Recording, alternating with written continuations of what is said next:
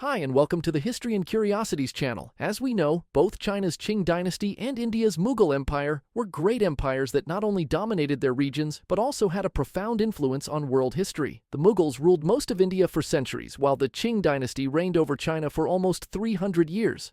But here's the question I'm sure you never thought about. Could the emperors of these two large empires be distant relatives? Sounds really crazy, right? After all, China and India have such different histories and cultures. How could they possibly be related? Well, today we're going to uncover a surprising link between the Mughal and Qing emperors. We're going to explore how both the Mughal and Qing emperors share a common ancestor, and not just any ancestor, Genghis Khan. Yes, that Genghis Khan, the infamous conqueror who created the largest contiguous empire in history. This connection isn't as direct as you might think. It's a fascinating tale of family lines that trace all the way back to a man lived 850 years ago. Stick with me, because you're about to discover how two of the most powerful dynasties in world history, separated by time, geography, and culture, are, in fact, connected by blood. Let's start with the Mughal Empire. The Mughal Empire was founded in 1526 by Babur, a descendant of two of history's most famous conquerors, Tamerlane and Genghis Khan. Babur, born in the region we know today as Uzbekistan, was not just any ruler. His ancestry was legendary.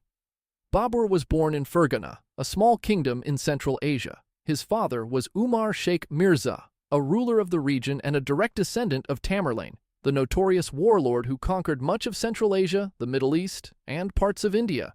But the more interesting connection is through Babur's mother, a woman named Kutlug Nigar Khanum, who was a direct descendant of Genghis Khan. Her father, Yunus Khan, was a prominent Mongol leader, and Yunus Khan was himself a direct male-line descendant of Genghis Khan. Now, let's break this down and take a look at the family tree that connects Babur to Genghis Khan. If we look at the family tree of Yunus Khan, we can trace his descent from Chagatai Khan all the way back to Genghis Khan.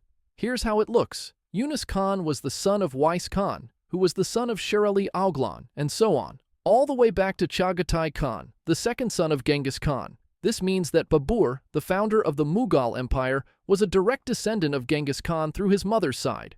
As a result, the entire Mughal dynasty is linked to Genghis Khan, although through the maternal line.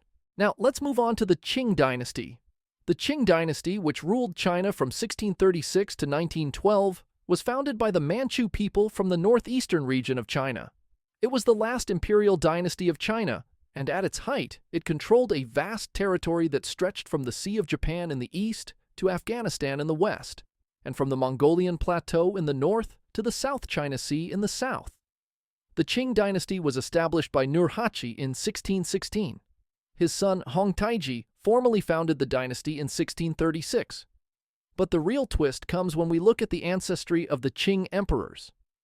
Hong Taiji had two empresses, both of whom were from the Borjigit clan of the Korchin Mongols. The Borjigit clan is significant because it was a family line that descended from Qasar, the younger brother of Genghis Khan. Qasar, though not as famous as Genghis Khan himself, played an important role in the Mongol conquests. One of Hong Taiji's empresses, Borjigit Bumbutai, was the mother of Shunji, the third emperor of the Qing dynasty. This made Shunji and all subsequent Qing emperors direct descendants of Qasar, Genghis Khan's brother. So, just like the Mughals, the Qing emperors also had a direct connection to Genghis Khan, but through a different branch of the family tree. The Qing rulers were descended from Qasar, Genghis Khan's younger brother, rather than from Genghis Khan himself. So, how does this all tie together? How are the Mughal and Qing emperors related? Here's the mind-blowing part. Both the Mughal emperors and the Qing emperors share a common ancestor who lived more than 850 years ago. Yasuge, the father of Genghis Khan. Yasuge had four sons, Temujin, later known as Genghis Khan, Qasar, Hachiyun, and Temuge. Now, the Mughal emperors trace their lineage back to Genghis Khan's second son, Chagatai, through Babur's mother, Kutlug Nigar Khanum. The Qing emperors, on the other hand, trace their lineage through Qasar, Genghis Khan's brother. Both branches of the family ultimately trace their bloodlines back to Genghis Khan's father, Yasuge, who is the common ancestor between these two dynasties. It's incredible when you think about it.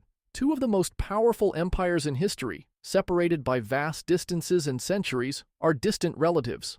Despite the geographical, cultural, and historical differences between the Mughals and the Qing, They both share a family connection that traces back to Genghis Khan's father, Yesugei. It's incredible to think that two of the world's most powerful dynasties, the Mughal Empire and the Qing Dynasty, are actually distant relatives. The fact that both the Mughal emperors and the Qing emperors are linked to Genghis Khan's family is a testament to how history sometimes works in ways that are unexpected and incredible. It shows us that history is far more interconnected than we often realize.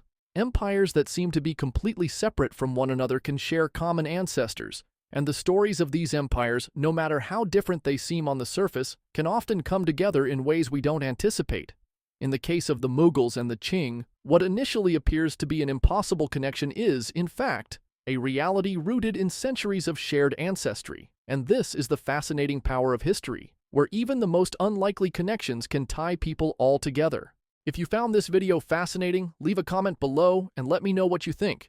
Don't forget to like and share if you learned something new, and of course, subscribe to this channel for more videos on history's most surprising connections. Thanks for watching, and I'll see you in the next video.